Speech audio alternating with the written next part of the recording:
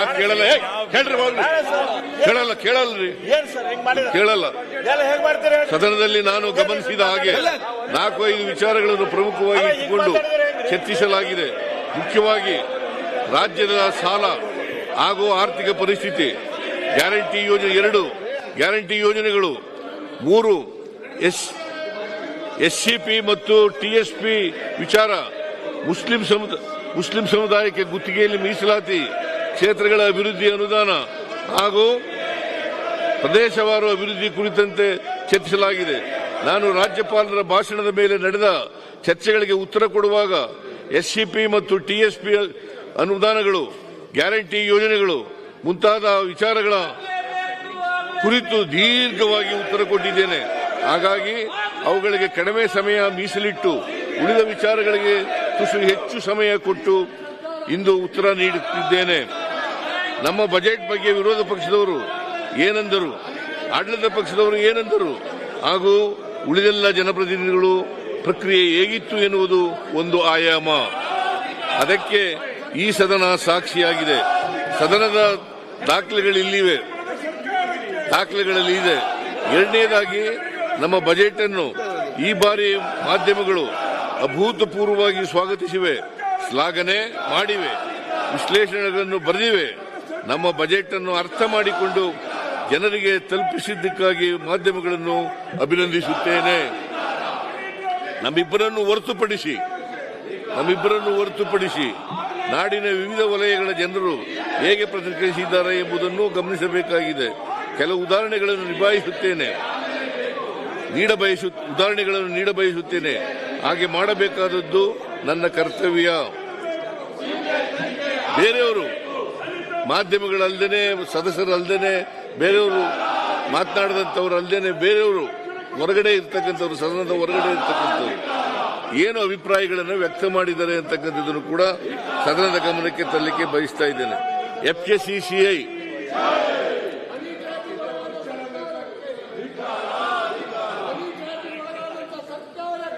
Picky ಅಂತ ಕರಿತೀವಿ. FKCCI picky ಅಂತ ಕರಿತೀವಿ.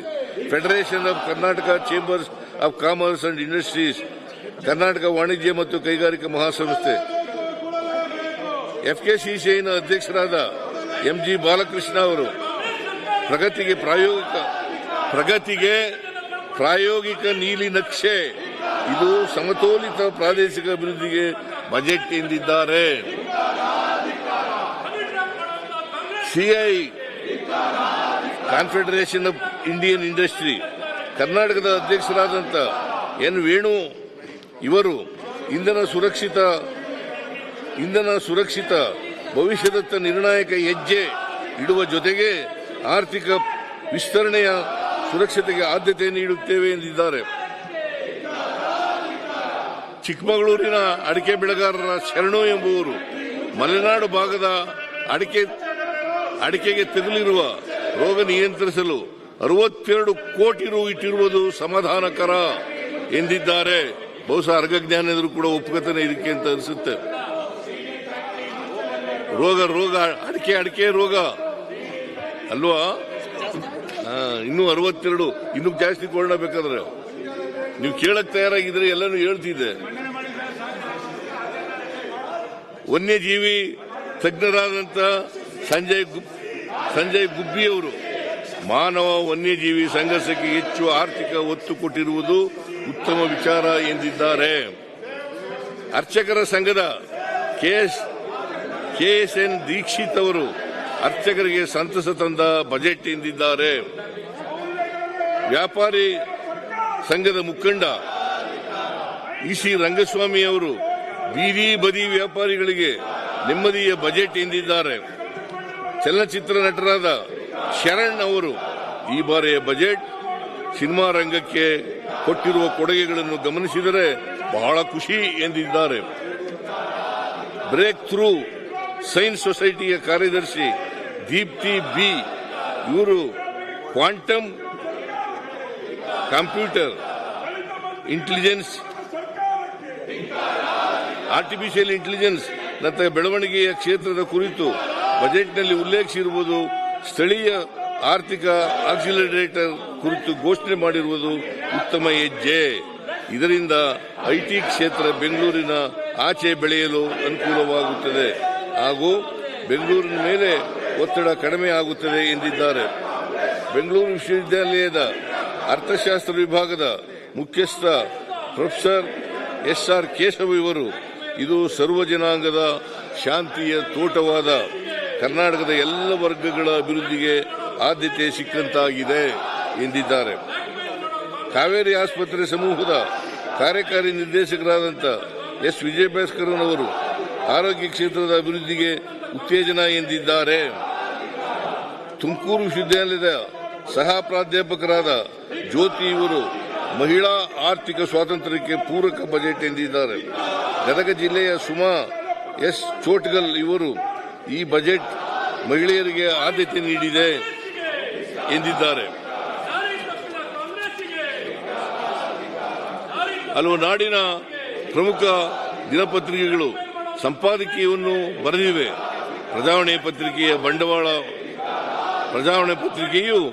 ಬಂಡವಾಳ ವೆಚ್ಚಕ್ಕೆ ಗಣನೀಯ ಮೊತ್ತ ಮೂಲಸೌಕರ್ಯಕ್ಕೆ ಸಿಕ್ಕಿದೆ ಆದ್ಯತೆ ಎಂದಿದೆ. ವಿಜಯ ಕರ್ನಾಟಕ ಪತ್ರಿಕೆಯವರು ಸಾಮಾಜಿಕ ನ್ಯಾಯಕ್ಕೆ ಮಣೆ ಹಾಕಿ ಎಂದಿದ್ದಾರೆ. ನಾಡಿನ ವಿವಿಧ ವಲಯಗಳ ಜನರು ನಮ್ಮ ಬಜೆಟ್ ಕುರಿತು ವ್ಯಕ್ತಪಡಿಸಿರುವ ಅಭಿಪ್ರಾಯಗಳು ನಮಗೆ ಇನ್ನಷ್ಟು ಶಕ್ತಿ ತುಂಬಿಸಲಿವೆ. ಈ ಸಂದರ್ಭದಲ್ಲಿ ನಮ್ಮ ಬಜೆಟ್ ಅನ್ನು ಶ್ಲಾಘಿಸಿದ ಎಲ್ಲ ತಜ್ಞರು ಹಾಗೂ ಇತರ ಎಲ್ಲರಿಗೂ ಅಭಿನಂದನೆಗಳನ್ನು ಸಲ್ಲಿಸುತ್ತೇನೆ. ಹಾಗೆಯೇ ಇಷ್ಟೊಂದು ಪ್ರಮಾಣದ ತೆರಿಗೆಯನ್ನು ಪಾವತಿಸುತ್ತಿರುವ ನಾಡಿನ ಜನರಿಗೂ ಕೂಡ ನಾನು ಅಭಿನಂದನೆಗಳನ್ನು ಸಲ್ಲಿಸುತ್ತೇನೆ. ಇಂತಹ ಬಜೆಟ್ ಅನ್ನು ರೂಪಿಸಲು ನಾಡಿನ ವಿವಿಧ ಸಂಘ ಸಂಸ್ಥೆಗಳು ಬಂದು ಭಾಗವಹಿಸಿ ಸಲಹೆ ಸೂಚನೆಗಳನ್ನು ನೀಡಿರುತ್ತಾರೆ. ಹಾಗಾಗಿ ಆ ಎಲ್ಲರಿಗೂ ಧನ್ಯವಾದಗಳನ್ನು ತಿಳಿಸಬಯಸುತ್ತೇನೆ. ನಾನು ಯಾಕೆ ವಿವಿಧ ಕ್ಷೇತ್ರಗಳ ತಜ್ಞರ ಮಾತುಗಳನ್ನು ಉಲ್ಲೇಖಿಸಿದೆ ಎಂದರೆ, ವಿರೋಧ ಪಕ್ಷಗಳ ಬಹುಪಾಲು ಟೀಕೆಗಳಿಗೆ ಈ ತಜ್ಞರ ಅಭಿಪ್ರಾಯಗಳೇ ಉತ್ತರ.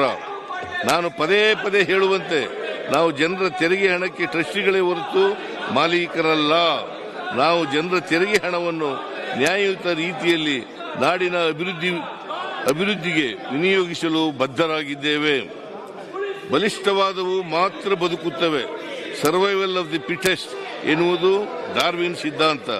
ಅದಕ್ಕೆ ವಿರುದ್ಧವಾಗಿ ಸಂವಿಧಾನವು ಅಸಹಾಯಕರಿಗೆ, ದುರ್ಬಲ ವರ್ಗದವರಿಗೆ ಶಕ್ತಿ ತುಂಬಿ ಸಮಾಜವನ್ನು ಸಮಗ್ರ ರೀತಿಯಲ್ಲಿ ಹಾಗೂ ಮಾನವೀಯ ನೆಲೆಯಲ್ಲಿ ಮುನ್ನಡೆಸಬೇಕು ಎನ್ನುವ ಕಾಳಜಿಯಿಂದ ನಾವು ಈ ಬಜೆಟ್ ಅನ್ನು ರೂಪಿಸಿದ್ದೇವೆ. ಹಾಗಾಗಿಯೇ ನಾಡಿನ ವಿದ್ವಾಂಸರು, ಪರಿಣಿತರು, ಸಾಮಾನ್ಯ ಜನರು, ಮಾಧ್ಯಮಗಳು ನಮ್ಮ ಬಜೆಟ್ ಕುರಿತು ವ್ಯಾಪಕ ಪ್ರಶಂಸೆಯ ಮಾತುಗಳನ್ನು ಆಡಿದ್ದಾರೆ. 2025-26ನೇ ಸಾಲಿನಲ್ಲಿ 4,09,549 ಕೋಟಿ ರು ಗಾತ್ರದ ಬಜೆಟ್ ಅನ್ನು ನಾನು ಮಂಡಿಸಿದ್ದೇನೆ. 24-25ನೇ ಸಾಲಿನ ಆಯವ್ಯಯಕ್ಕೆ ಹೋಲಿಸಿದರೆ 25-26ನೇ ಸಾಲಿನಲ್ಲಿ ನಮ್ಮ ರಾಜ್ಯದ ಬಜೆಟ್ ಗಾತ್ರ 10.3% ಹೆಚ್ಚಿನ ಬೆಳವಣಿಗೆ ಕಂಡಿದೆ. ಜನಸಂಖ್ಯೆಯ ಗಾತ್ರದಲ್ಲಿ ಕರ್ನಾಟಕವು 8ನೇ ಸ್ಥಾನದಲ್ಲಿದೆ. ತೆರಿಗೆ ಸಂಗ್ರಹಿಸಿಕೊಡುವ ವಿಚಾರದಲ್ಲಿ ಕರ್ನಾಟಕವು 2ನೇ ಸ್ಥಾನದಲ್ಲಿದೆ. ಜಿಎಸ್ಡಿಪಿಯಲ್ಲಿ ಕರ್ನಾಟಕವು ಮಹಾರಾಷ್ಟ್ರ, ತಮಿಳುನಾಡು ನಂತರ 3ನೇ ಸ್ಥಾನದಲ್ಲಿದೆ.